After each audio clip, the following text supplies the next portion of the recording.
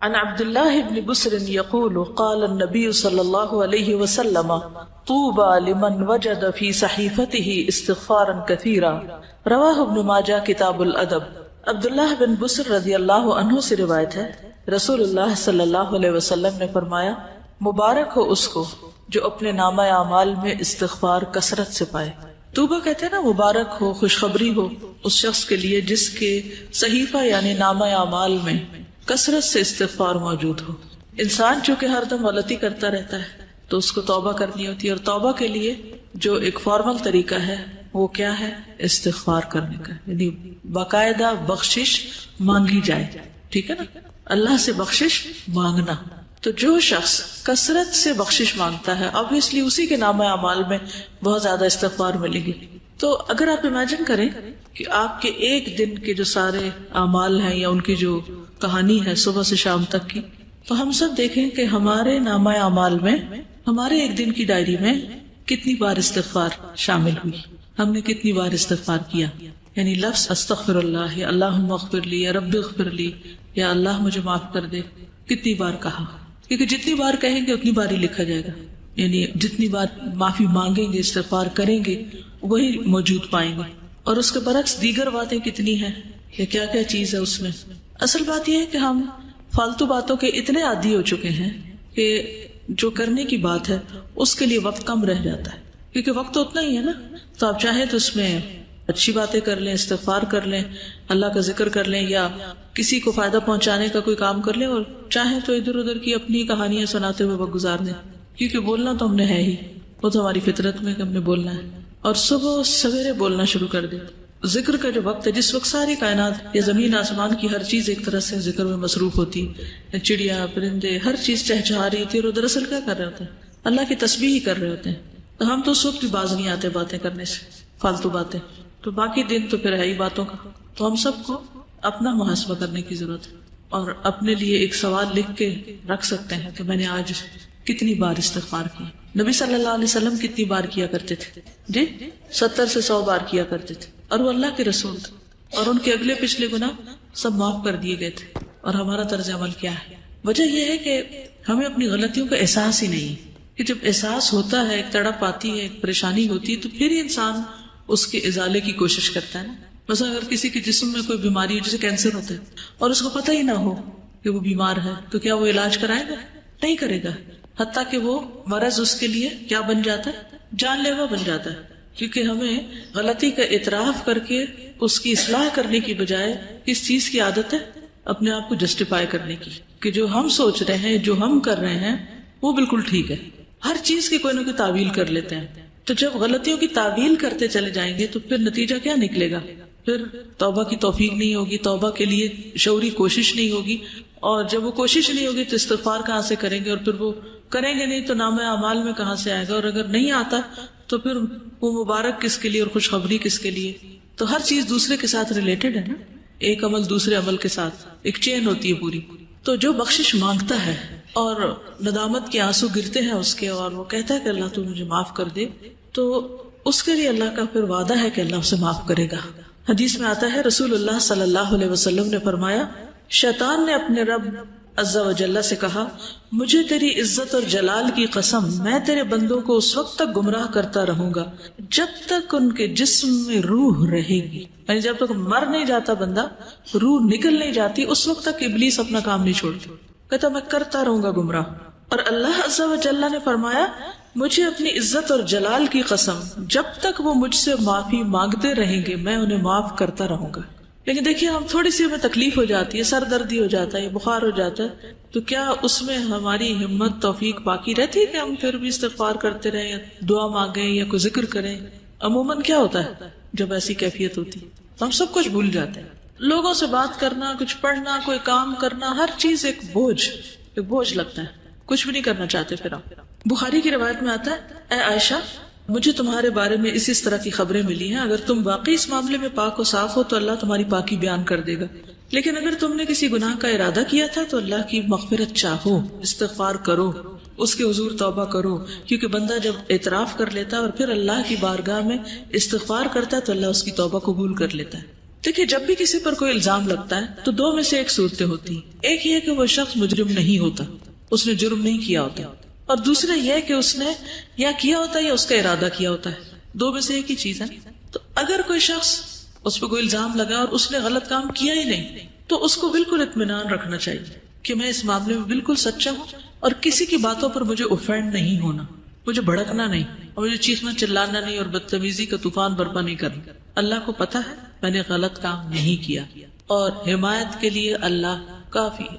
اور دوسرا یہ کہ انسان جب گلٹی کانشیس ہو, اس کو پتا ہو کہ اس نے نیت کی تھی, ارادہ کیا تھا اور کچھ نہ کچھ اس راہ پہ چل پڑا تھا یا پھر کر گزرا تھا, تو پھر اس صورت میں بھی صفائی دینے کی اور اپنے آپ کو سچا ثابت کرنے کے لیے جھوٹ بولنے کی ضرورت نہیں. اور اگر کوئی ایسا کرے گا تو اس کے لیے معافی کا کوئی دروازہ نہیں پھر, کیونکہ وہ ایک تو غلط کر چکا اور دوسرا اس پہ جھوٹ بول رہا ہے اور جھوٹ بول کر ایک اور گناہ کر رہا ہے اور پھر اس جھوٹ کو چھپانے کے لیے شاید ایک اور جھوٹ بولنا پڑے.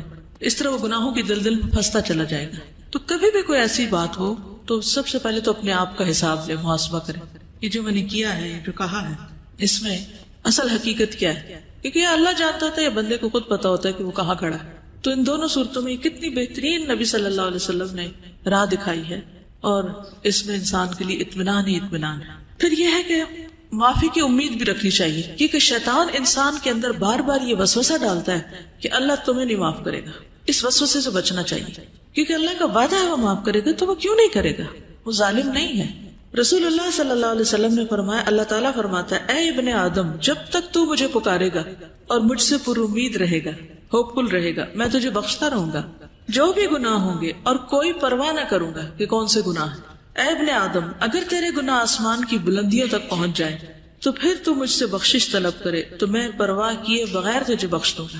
ولا ابالی, مجھے پرواہ نہیں, کیونکہ ہمارا کوئی گناہ اللہ تعالیٰ کو نقصان نہیں دیتا. بندے عام طور پر جب بندوں کو معاف نہیں کرتے تو کیوں نہیں کرتے, کیونکہ بندے بندوں سے ہرٹ ہو جاتے ہیں یا بندوں کو بندے نقصان پہنچا جاتے ہیں تو وہ معاف نہیں کر پاتے. ہمارا کوئی گناہ اللہ تعالیٰ کو اس طریقے پر ہرٹ نہیں کرتا اور نہ اس کو کوئی نقصان ہوتا ہے. وہ ایک حدیث قدسی میں آتا ہے نا کہ اگر سارے کے سارے اول و آخر جن و انس سب سے زیادہ فاسق و فاجر شخص کی طرح ہو جائے, اس کے دل کی طرح ہو جائے, تو یہ چیز اللہ کی بادشاہت میں کچھ بھی کمی نہیں کرتی. اللہ کو اس کی کوئی پرواہ نہیں, کوئی فکر نہیں, نقصان کچھ نہیں اس کا.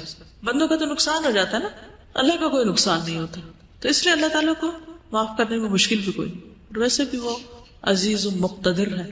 اے ابن آدم, اگر تو زمین کے برابر گناہ لے کر میرے پاس آئے اور اس حال میں مجھ سے ملے کہ میرے ساتھ شرک نہ کیا ہو تو میں تجھے ان گناہوں کے بقدر بخشش عطا کروں گا. پوری زمین بھی ایک بندے کے گناہوں سے بھر جائے تو بھی اللہ تعالیٰ معاف کر دیتا ہے اگر بندہ سچے دل سے توبہ کرنے والا ہو. اس میں وہ مثال بھی آپ یاد رکھیے, 99 قتل کرنے والے کی, 99 بندوں کے قاتل کی, اللہ تعالیٰ نے اس کو بھی معاف کر دیا, حالانکہ ابھی وہ اس راہ پہ چلا ہی تھا. عربی کے الفاظ بڑے خوبصورت ہیں کہ جس کا مفہوم کچھ اس طرح بنتا ہے, اگر تو آسمان بھر گناہ لائے تو اسی مقدار سے میں تمہارے پاس بخشش لاؤں گا, اور زمین بھر اگر تو گناہ لائے تو زمین بھر بخشش سے تیری طرف آؤں گا. لیکن اصل چیز کیا ہے؟ اعتراف, جو سب سے مشکل کام ہے اپنی غلطی کا.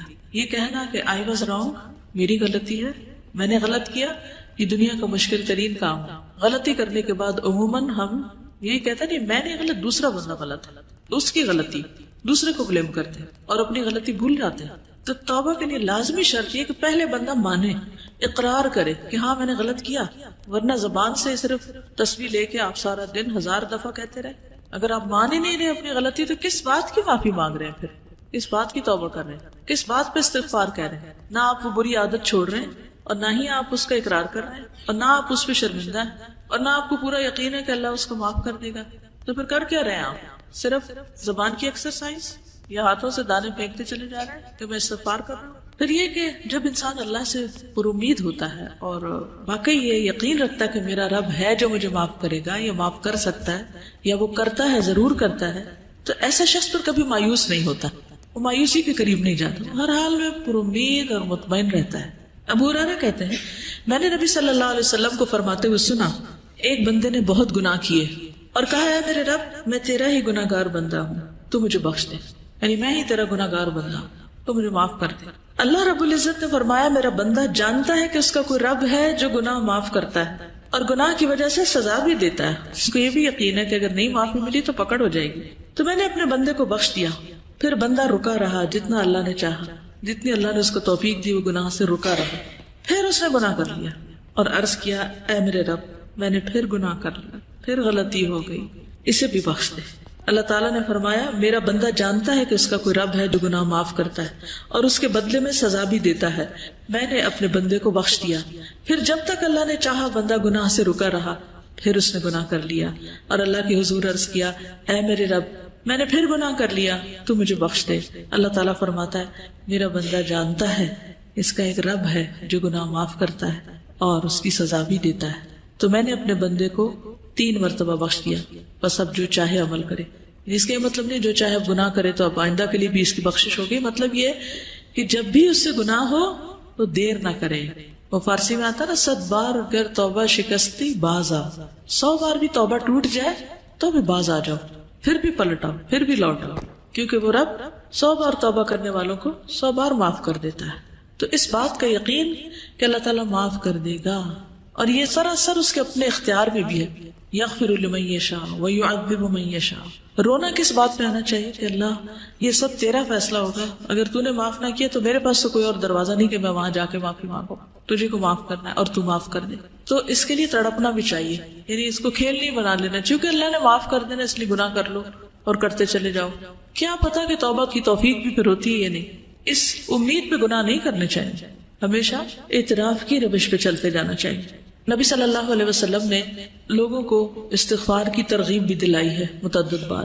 مثلا ایک بار آپ نے فرمایا قسم اس ذات کی جس کے قبضہ قدرت میں میری جان ہے، اگر تم گناہ نہ کرتے تو اللہ تعالیٰ تمہیں لے جاتا اور ایسے لوگوں کو لاتا جو گناہ کرتے پھر معافی مانگتے تو اللہ ان کو معاف کر دیتا.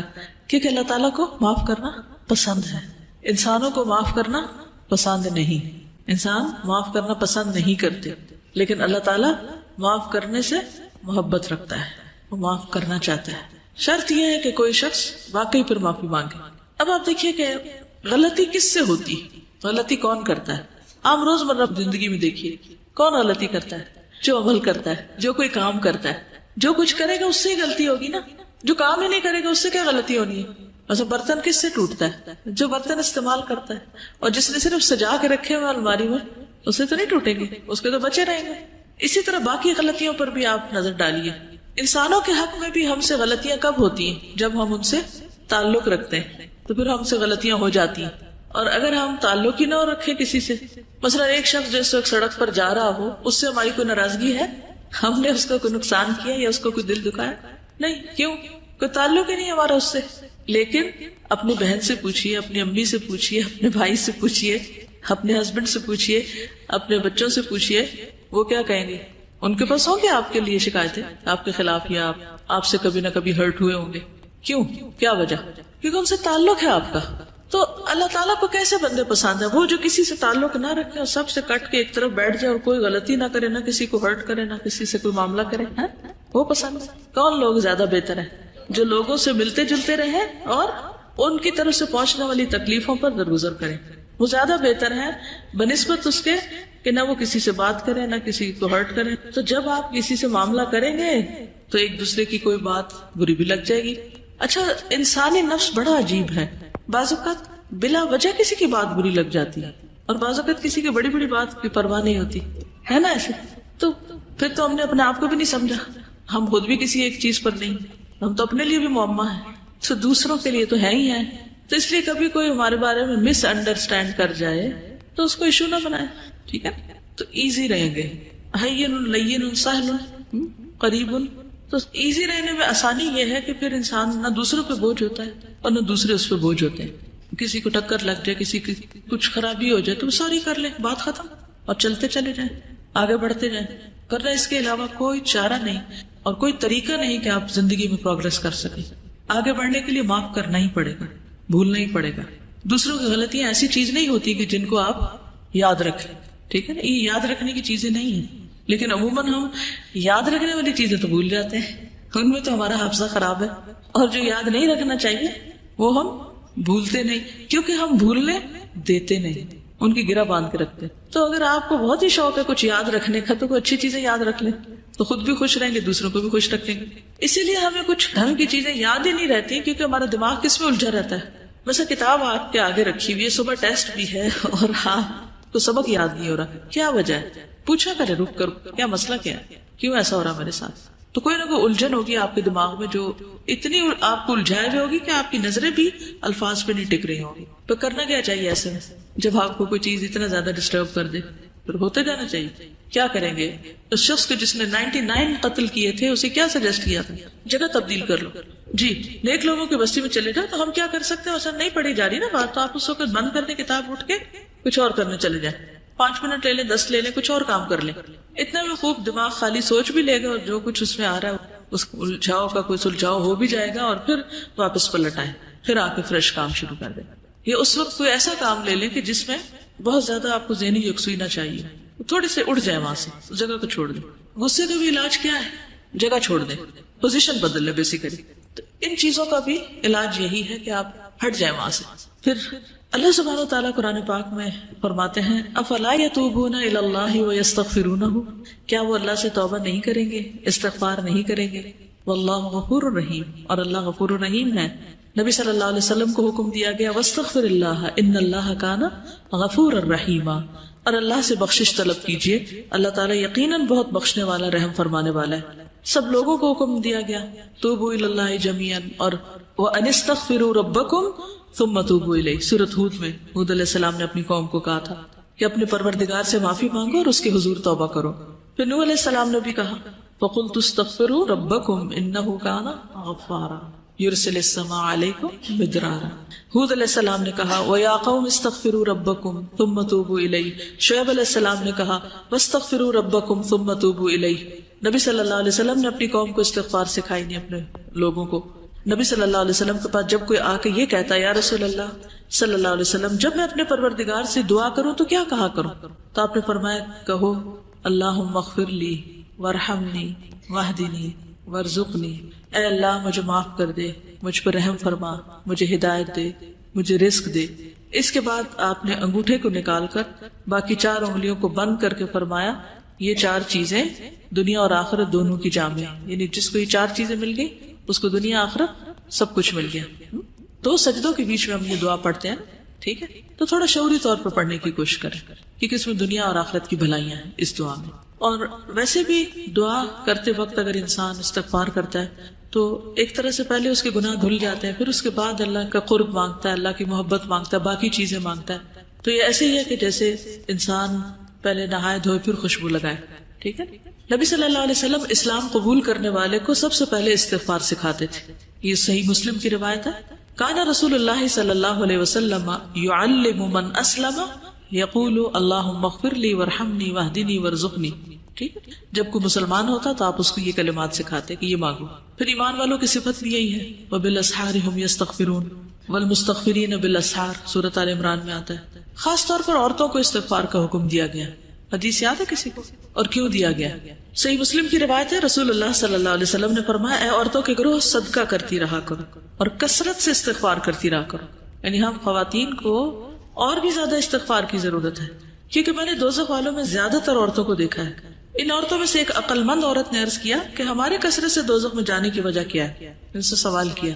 آپ نے فرمایا تم لعنت کثرت سے کرتی, یعنی لعن تان, دوسروں کو بلیم کرنا, دوسروں کو برا بھلا کہنا, اور اپنے خاوند کی ناشکری کرتی. ناشکری بھی نا ایک عادت ہوتی ہے, کسی حال پہ راضی نہ ہونا, کسی کا احسان نہ ماننا. پھر اسی طرح یہ ہے کہ ہمیں صرف اپنے لیے نہیں دوسروں کے لیے بھی استغفار کرنی چاہیے. وہ بھی ہم نماز میں کرتے ہیں, اسے بھی تھوڑا سا شعور کے ساتھ کیجیے. کیا کہتے ہیں؟ ربنا اغفر لی ولوالدی وللمؤمنین یوم یقوم الحساب. ٹھیک, خصوصاً جب کوئی فوت ہو جائے تو اس کی بخشش کی دعا کرنی چاہیے. نجاشی جب فوت ہو گیا تھا تو نبی صلی اللہ علیہ وسلم نے صحابہ سے کہا تھا کہ استغفروا لاخیکم, اپنے بھائی کے لیے استغفار کرو, یعنی اس کی مغفرت کی دعا کرو. حسن بصری کہتے ہیں کثرت سے استغفار کرو, اپنے گھروں میں, اپنے دسترخوانوں پر, اپنے راستوں میں, بازاروں میں, مجلسوں میں, جہاں بھی تم ہو. تمہیں نہیں معلوم کہ کہاں بخشش نازل ہو جائے, کہاں اللہ تعالیٰ بخش دے. کیونکہ حدیث ہے نا توبہ, یعنی خوشخبری کس کے لیے؟ لمن وجد فی صحیفتی استغفارا کثیرا, جس کے صحیفے میں, جس کے اعمال نامے میں کثرت سے استغفار. تو پھر ہر موقع پہ, ہر مجلس میں, ہر جگہ انسان کرتا رہے, اور پھر برائی کرتے ہی ساتھ ہی کر لے, لیکن صرف برائی کرتے ہی نہیں، نیکی کے بعد بھی، نیکی کا کام کر کے بھی. کیوں؟ وہ کیوں؟ جیسے نماز کے بعد ہم سلام پھیرتے ہیں نا، تو سب سے پہلے کیا کرتے ہیں؟ اللہ اکبر، استغفر اللہ. واہ، کیوں؟ آپ نماز کے اندر بھی غلطیاں ہوتی ہیں، نماز کا حق ہی ادا نہیں کرتے، اور شابش، نیک کام کرتے ہوئے ہو سکتا نیت میں کوئی خرابی ہوگی، اور تکبر سے بھی بچتا ہے انسان کہ ہم اس کا حق ادا نہیں کر پائے. یا اللہ تو معاف کر دے، ہمیں جو کرنا چاہیے وہ ہم نے نہیں کیا. اس سے ایروگنس نہیں آئے گی کہ ہم نے بہت کچھ کر لیا، جو کرنا چاہیے تھا وہ کر نہیں پائے. ما عبدناک حق عبادتک، فرشتے کہیں گے نا. اور حقیقت بھی یہی ہے نا، ہم میں سے کون سیٹسفائیڈ اپنے کاموں سے کہ میں تو بہت اچھے کر رہا ہوں. یہ دھڑکا لگا رہتا ہے کہ کل جب کھلے گا اعمال نامہ تو پتہ نہیں کون سا کام کس کوالٹی کا نکلے گا اس میں سے. اول تو نیکیاں کرتے ہی کام ہے، جو کر لیتے ہیں ان کو خراب بہت زیادہ کر دیتے ہیں، مختلف چیزوں سے ان کو ستیہ ناش بھی کرتے ہیں یا ان کی شکل بگاڑ دیتے. تھوڑا سا کام کر لیتے ہیں تو بس چین نہیں پاتے جب تک لوگوں کو بتا نہ بیٹھے کہ یہ میں نے کیا تھا. یہ جیسے ابھی بات یہ تھی نا کہ اگر کوئی بات کر رہا ہوں تو میں تو پہلے سے ہی کرتا ہوں، مجھے تو پہلے ہی پتا ہے، یہ تو میں پہلے سے جانتا ہی، یہ تو مجھے آتی ہے، یہ میں نے تو کیا تھا. عموماً کیا جملے ہوتے ہیں، کیا اللہ تعالیٰ نہیں دیکھ رہا اس وقت کہ ہمیں اصل شوق کس بات کا ہے، اصل شوق کس چیز کا ہے، کیا محرک ہے، کس جذبے سے لگے ہوئے ہیں. تو اس لیے اس پہ بھی بہت راضی ہو جانے کی ضرورت نہیں. کوئی بھی چاہے صدقہ خیرات کرے، کچھ بھی کام کرے، کوئی بھی، تو ڈرتے ہوئے. والذین یؤتون ما آتوا وقلوبهم وجلة. تو اہل ایمان تو وہ ہوتے ہیں کہ جو کرتے ہیں اور ان کے دل ڈر رہے ہوتے ہیں، نیکی کرتے ہوئے ڈر رہے ہوتے ہیں کہ پتہ نہیں کس کوالٹی کی ہے. یہ سال میں سب سے زیادہ بخشش کب ہوتی؟ رمضان کے علاوہ یوم عرفہ. عرفہ کے دن سب سے زیادہ لوگوں کی معافی ہوتی ہے، اور شیطان اپنے سر میں مٹی ڈالتا ہے، روتا ہے، چیختا ہے، چلاتا ہے. آپ کو پتا ہے کہ عرفات سے واپس آنے کے بعد کیا کرنے کو کہا گیا؟ آیت پڑھے، ثم افیدوا واستغفر اللہ. اس وقت بھی کیا کرو جب عرفات سے لوٹ رہے ہو تو یہ نہ کہو بس اب تو سب معاف ہو گیا، میں آرام کی نیند سو جا کے. پھر بھی واپسی پہ ذکر کیا ہونا چاہیے؟ اس وقت بھی کیا کہتے رہو، کیونکہ یہ بہت بڑی مشکل ہے کہ نیکی کرتے ہی ساتھ ہی شیطان اندر آ جاتا ہے اور وہ انسان کو نا بلا دیتا ہے. تم نے تو کارنامہ کر لیا، تم نے تو بہت بڑا تیر مارا، اور پھر اتنی کہانیاں سناتے ہیں، یوں ہم نے عرفات میں کیا، ایسے ہم نے کیا، ایسے. ثم افیدوا من حیث افاض الناس واستغفر اللہ ان اللہ غفور رحیم. اگر کوئی بھی نیک عمل کر کے یہ احساس باقی رہے تو پھر تکبر کا سوال ہی نہ ہے کہ انسان نیکیوں پہ کوئی اپنے آپ کو بڑی چیز سمجھنے لگے. ابراہیم علیہ السلام نے بھی دعا مانگی تھی اپنے لیے، والذی اطمع ان یغفر لی خطیئتی یوم الدین. مجھے امید ہے کہ وہ میری خطائیں معاف کر دے گا قیامت کے دن. حالانکہ وہ ابو الانبیاء ہیں، خلیل اللہ ہیں. موسیٰ علیہ السلام نے کیا کہا؟ قال رب انی ظلمت نفسی فاغفر لی فغفر له. یونس علیہ السلام نے لا الہ الا انت سبحانک انی کنت من الظالمین. داؤد علیہ السلام نے کیا کیا؟ وظن داؤد انما فتناہ فاستغفر ربہ وخر راکعا واناب. اللہ کے جتنے بھی نیک بندے ہیں اور بڑے بڑے نیک کام کرنے والے ہیں، ان سے کہیں کوئی بھول چوک ہوئی تو فوراً پلٹے اللہ کی طرف، اور اللہ نے ان کو معاف کر دیا. خود آدم علیہ السلام نے کیا کہا تھا؟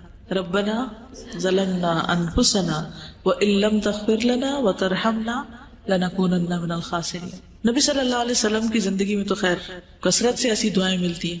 آج جب میں آ رہی تھی تو میں دل چاہ رہا تھا کہ کلاس میں جتنی بھی آپ کی مثلا اس کتاب میں دعائیں ہیں قرآنی یا مسنون، سب کو اگر آپ مارک کر لیں کہ کتنی کثرت سے استغفار کا یا رب اغفر لی کا یا اغفر لنا کا یا فاغفر لی کا لفظ آیا ہے، تو اگر ان کو جمع کریں تو حیرت ہوتی ہے کہ اتنی زیادہ دعاؤں میں بس معافی ہی مانگی گئی ہے. کیونکہ انسان کی اگر معافی ہو جائے تو باقی سب چیزیں تو خود ہی ٹھیک ہو جائیں گی. عمران بن حسین کہتے ہیں کہ نبی صلی اللہ علیہ وسلم کی اکثر دعا یہ ہوتی تھی، اللہم اغفر لی ما اخطأت وما تعمدت وما اسررت وما اعلنت وما جہلت وما تعمدت. اے اللہ میرے ان گناہوں کو معاف فرما جو میں نے غلطی سے کیے یا جان بوجھ کے کیے، چھپ کر کیے، اعلانیہ طور پر کیے، نادانی میں کیے یا جانتے بوجھتے ہوئے کیے. یعنی گناہوں کی بھی قسمیں ہیں نا، کوئی کسی طرح ہو جاتا ہے، کوئی کسی طرح، کوئی کسی طرح. پھر سونے سے پہلے نبی صلی اللہ علیہ وسلم جب بستر پر جاتے، حدیث میں آتا ہے جب آپ تشریف لاتے تو جب لیٹتے، اذا اخذ مضجعه من الليل فقال بسم الله وضعت جنبي اللهم اغفر لي ذنبي واخسأ شیطانی وفک رہانی واجعل لي في الندی الاعلی. اے اللہ تو میرے گناہ بخش دے، میرے شیطان کو ذلیل کر، میری قید کو کھول دے، اور مجھے اعلیٰ و عرفہ مجلس کا ہم نشین کر دے. اعلیٰ و عرفہ مجلس کون سی ہے؟ فرشتے، صالحین وغیرہ. پھر اسی طرح رات میں کسی بھی وقت آپ کی آنکھ کھلتی تو اس وقت بھی دعا کرتے. پھر جب تہجد پڑھتے تو سجدے میں پڑھتے رب اغفر لی ما اسررت وما اعلنت، اللہ میرے پوشیدہ اور ظاہر تمام گناہ معاف کر دے. بیت الخلاء سے واپس باہر آنے پر غفرانک، مسجد سے نکلنے پر. اب آپ دیکھیے کہ مسجد سے نکلنے پر انسان کیا سوچتا ہے، نیک کام کر کے نکلا ہوں، لیکن آپ کی دعا کیا تھی؟ بسم اللہ والصلاۃ والسلام علی رسول اللہ رب اغفر لی وافتح لی ابواب رحمتک. جب نکلتے تھے تو ساتھ ہی بھی پڑھتے. پھر اسی طرح نماز کی جو استفتاح کی دعائیں ہیں ان میں سے بھی ایک دعا ایسی ہے جس میں استغفار آتا ہے. رکوع سجدے میں تو خیر ہے ہی. آتی ہے کسی کو رکوع سجدے کی دعا؟ کیا ہے؟ سبحانک اللہم ربنا وبحمدک اللہم اغفر لی. ٹھیک ہے، آپ سجدے میں یہ دعا بھی پڑھتے تھے، اللہم اغفر لی ذنبی کلہ دقہ وجلہ واولہ وآخرہ وعلانیتہ وسرہ. پھر دو سجدوں کے بیچ میں ایک تھا نا اللہم اغفر لی ورحمنی، دوسری یہ بھی تھی رب اغفر لی. یعنی وہ پڑھنے کے بعد اگر آپ یہ بھی ایڈ کرنا چاہیں تو کر سکتے ہیں. کیونکہ اس دفعہ رمضان میں جب کافی دیر بیٹھے رہتے تھے تو میں سوچتی کہ اچھا 3 دفعہ شاید یہ دعا پڑھ لیں، 5 دفعہ پڑھ لیں، اس کے علاوہ کیا ہوگا، یعنی اور کیا ہوگا جو یہاں پڑھا جا سکتا ہے. تو نبی صلی اللہ علیہ وسلم کثرت سے رب اغفر لی پڑھتے. پھر اسی طرح تشہد میں پھر سلام پھیرنے کے بعد بھی حضرت علی کہتے ہیں کہ رسول اللہ صلی اللہ علیہ وسلم جب نماز سے سلام پھیرتے تو فرماتے اللہم اغفر لی ما قدمت وما اخرت وما اسررت وما اعلنت وما اسرفت وما انت اعلم به منی انت المقدم وانت المؤخر لا الہ الا انت. پھر اسی طرح دن میں چلتے پھرتے کثرت سے آپ استغفار کرتے تھے، 70 سے 100 بار استغفار کرتے. ایک مجلس میں صحابہ کہتے ہیں ہم گنتے تھے تو آپ یعنی 70 بار استغفار کر لیتے تھے ایک مجلس میں. اگر 70 دفعہ استغفار کریں تو باقی باتیں کتنی ہوں گی، اور ہماری مجلس میں کتنی دفعہ استغفار ہوتا ہے. آخر میں بھی کر لیں تو بڑی خوش قسمتی کی یاد رہے کہ اختتام مجلس ہی کی دعا پڑھ لیں. مجلس سے آپ کیا مراد لیتے، جیسے یہ درس کلاس ہے یا کچھ اور؟ مثلا کون سی مجلس؟ کوئی بھی گیدرنگ، فرینڈس کی گیدرنگ، فیملی گیدرنگ، شادی کے موقع پر، پارٹی میں، گھر میں، اپنے روم میں، ٹیلی فون پہ، ہاں کوئی بھی گروپ ورک جب کر رہے ہوتے ہیں. اصل میں ہم کہتے تھے ہم سنت کے بڑے پیروکار ہیں، لیکن حقیقت میں روح نہیں پائی ہم نے کہ ہمارے اندر بھی وہ کچھ چیزیں آ جائیں. پھر ہم یہ کہتے ہیں نہیں وہ تو نبی صلی اللہ علیہ وسلم کے لیے خاص تھی. ٹھیک ہے، آپ سے بڑھ کر کسی نے کوئی بڑا کام نہیں کیا، لیکن آپ کے لیے کیا صورت اتری؟ اذا جاء نصر اللہ والفتح ورأیت الناس يدخلون فی دین اللہ افواجا فسبح بحمد ربک واستغفرہ انہ کان توابا. اس کے بعد آپ نے خاص طور پر اور کثرت سے استغفار شروع کر دی. اتنی بڑی اچیومنٹ کے بعد، مشن مکمل ہو گیا، اس کے بعد تو ٹھیک ہے وہ اگر 100 بار کرتے تھے یا 70 بار تو ہمیں کم از کم کتنی بار کر لینی چاہیے، یا ہمیں ضرورت نہیں.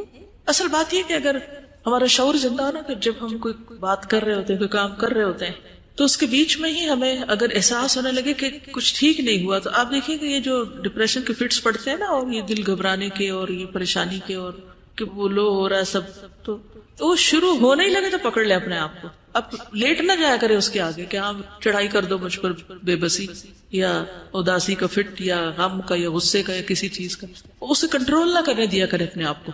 اسی وقت ہوشیار ہو جایا کرے. اور ہوشیاری کے لیے کیا، جگہ تبدیل کر دیں، ہٹ جائے وہاں سے، اور پھر اس کے بعد فوراً استغفار شروع کر دی، تسبیح شروع کر دی، کوئی اچھا کام شروع کر دیا. اور پھر آپ دیکھیں گے کہ وہ جو آیا تھا نا شیطان اپنی فوجوں کے ساتھ، تو آپ نے اس کو ہرا دیا، ناکام کر کے واپس بھیج دیا.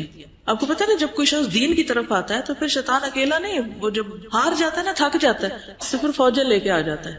آپ نے دیکھا ہوگا جو بچے قرآن حفظ کر رہے ہوتے ہیں ان کو کتنی مشکل ہوتی ہے بیچ میں، اگر آپ میں سے کچھ لوگوں نے کیا ہو، کیونکہ ان کے اوپر زیادہ اٹیک ہوتا ہے، زیادہ اگریسو ہو جاتے ہیں بعض اوقات. اس کو تو میں کسی طرح پکڑوں، اس کو تو اغوا کروں. تو اگر کسی کے دروازے پر فوج کھڑی ہوئی اغوا کرنے کے لیے اس کو، تو وہ کیا کرے گا؟ کسی سے مدد لے گا، چھپے گا، بچے گا؟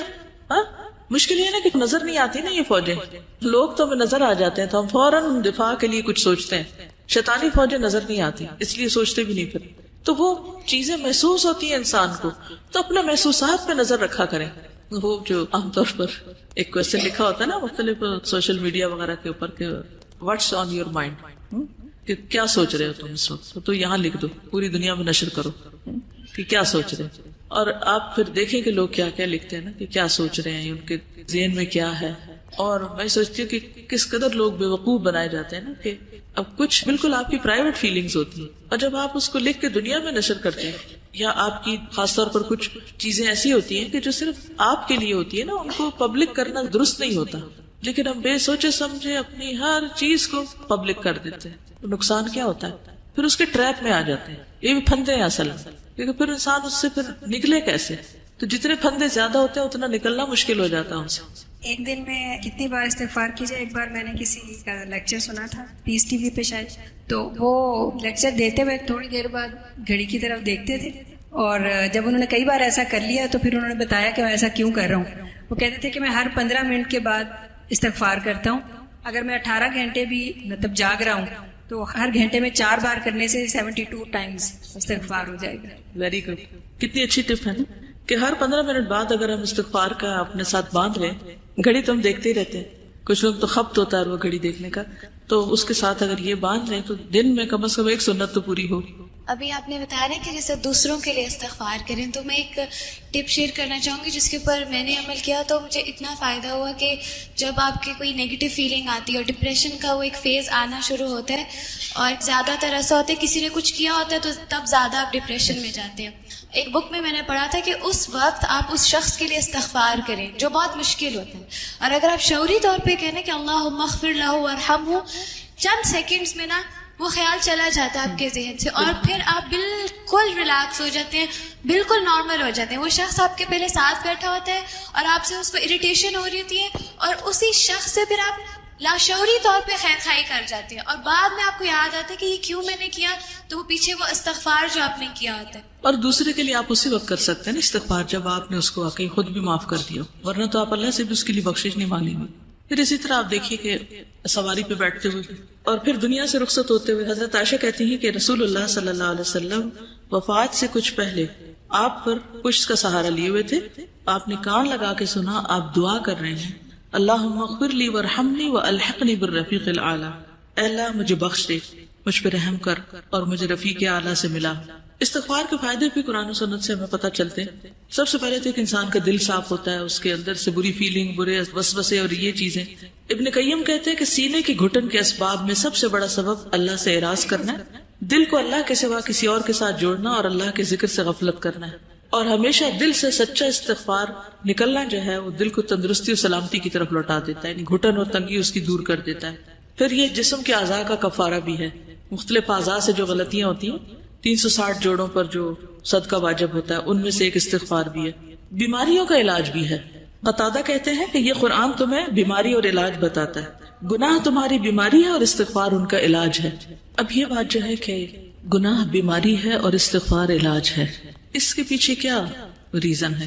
ایک تو یہ کہ دل کی بیماری، روحانی بیماری کہہ سکتے ہیں آپ، لیکن عام جو ہمیں جسمانی بیماریاں بھی ہوتی ہیں ان کے پیچھے بھی گناہ ہوتے ہیں. تو اللہ تعالیٰ بیماریوں کے ذریعے انسان کو ایک طرح سے پاک بھی کرتا ہے. تو بیماریوں کے علاج میں استغفار بھی شامل کر لینا چاہیے، چاہے وہ روحانی بیماریاں ہوں چاہے وہ جسمانی بیماریاں ہوں. کیونکہ نوح علیہ السلام نے جو اپنی قوم کو کہا تھا نا کہ استغفار کرو، تو اللہ تعالیٰ تمہیں کیا کچھ عطا کرے گا؟ بارشیں برسائے گا، باغ اگائے گا، اولاد دے گا اور مال دے گا. تو دنیا کی جو نعمتیں ہیں جن میں ایک صحت بھی ایک ہے، تو اس کے لیے بھی استغفار فائدہ مند ہے. امام ذہبی کہتے ہیں کہ بیماری کا علاج کثرت کے ساتھ سحری کے وقت استغفار کرنا اور سچی توبہ کرنا ہے. کیونکہ بہت سی جسمانی بیماریوں کا تعلق انسان کی روح کے ساتھ بھی ہوتا ہے، اس کی سوچ کے ساتھ بھی ہوتا ہے. پھر آپ دیکھیے کہ نبی صلی اللہ علیہ وسلم نے جو اپنے بارے میں فرمایا تھا نا کہ میرے دل پر پردہ سا آ جاتا ہے، غبار سا آ جاتا ہے، اس وجہ سے میں ایک دن میں 100 مرتبہ اللہ سے استغفار کرتا ہوں. اب علماء کہتے ہیں کہ آپ نے جو غین کا لفظ استعمال کیا نا، الغان یا غین، اس کا معنی ہوتا ہے وہ غفلت جو اللہ کے ذکر پر مداومت کی کمی سے ہوتی ہے. یعنی اللہ کے ذکر میں کمی اگر کسی وجہ سے ہو جائے، کئی وجوہات ہوتی ہیں.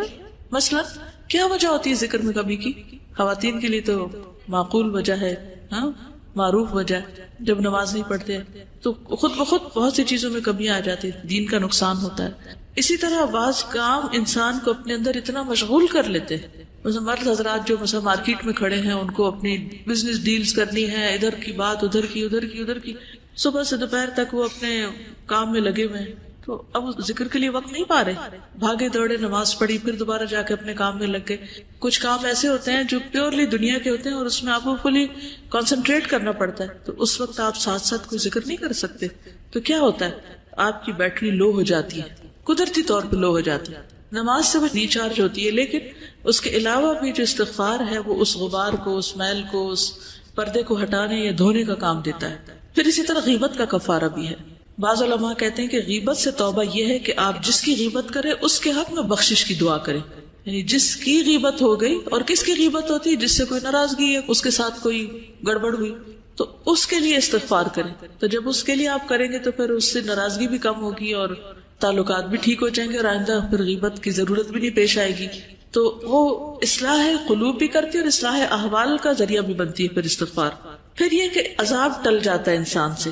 سورۃ الانفال میں آتا ہے وما کان اللہ معذبہم وہم یستغفرون، اور اللہ ایسے لوگوں کو عذاب دینے والا نہیں جو استغفار کرتے ہیں. حدیث میں آتا ہے انسان جب تک اللہ تعالیٰ سے استغفار کرتا ہے اس وقت تک اللہ تعالیٰ کے عذاب سے محفوظ رہتا ہے، اللہ کے عذاب سے محفوظ رہتا ہے. حسن بصری کہتے ہیں اگر تم رات کے قیام اور دن کو روزہ رکھنے پر قدرت نہیں رکھتے، یعنی نہ تم صبح اٹھ پاتے اور نہ روزہ رکھتے ہو، تو جان لو کہ تم محروم ہو.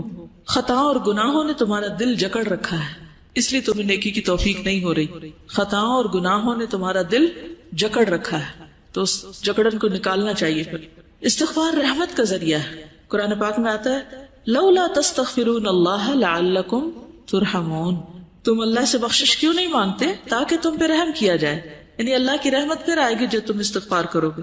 اور پھر کبیرہ صغیرہ سب گناہوں کے لیے، اور خصوصاً والدین کے حق میں جب بندہ استغفار کرتا ہے تو ان کے مرنے کے بعد ان کے درجات بھی بلند ہوتے ہیں. ایک اور حدیث میں آتا ہے جو آدمی یہ پسند کرتا ہے کہ اس کا نامہ اعمال اسے خوش کر دے، یعنی اپنی کتاب دیکھ کے خوش ہو جائے، تو وہ کثرت سے استغفار کرے. پہلے حدیث میں تو مبارک کی بات ہے اور اس میں خوش ہونے کی بات ہے. حسن بصری نے ایک بوجھ اٹھانے والے کو اجرت پہ رکھا تو سارا راستہ اس کو یہی کہتے ہوئے سنا الحمدللہ استغفر اللہ. تو حسن بصری نے اس کو کہا کیا بات ہے تم اس کے علاوہ کوئی اور کلام نہیں پڑھتے، یعنی یہی پڑھے جا رہے ہو؟ تو اس نے کہا میں نے آدھا قرآن یاد کر لیا ہے اور مجھے یہی پتا چلا کہ بندہ دو ہی حالات کے درمیان میں ہوتا ہے، یا تو اللہ کی طرف سے اسے کوئی نعمت ملتی ہے تو اس پہ شکر واجب ہوتا ہے، یا گناہ ہوتا ہے تو اس پر استغفار واجب ہوتی ہے. اس لیے میں ہمیشہ یہی کہتا رہتا ہوں. حسن بصری نے خود سے کہا اے حسن تجھ سے تو یہ بوجھ اٹھانے والا زیادہ سمجھدار ہے، یعنی اس کو یہ حکمت کی بات پتہ چل گئی. تو اب انشاءاللہ تعالیٰ میں چاہوں گی کہ کچھ دعائیں جو ہیں استغفار کی ان کو اکٹھا کر لیا جائے اور کوشش کی جائے کہ اگر ہر روز پڑھ سکیں یا کم از کم ہفتے میں ایک دفعہ یا کوئی وقت ایسا مقرر کر لیا جائے. خصوصاً سحری کا وقت استغفار کا وقت ہے، ویسے سارا دن ہی ہے لیکن بالاسحار هم یستغفرون ٹائم کے ساتھ سحری کے وقت کو بتایا گیا.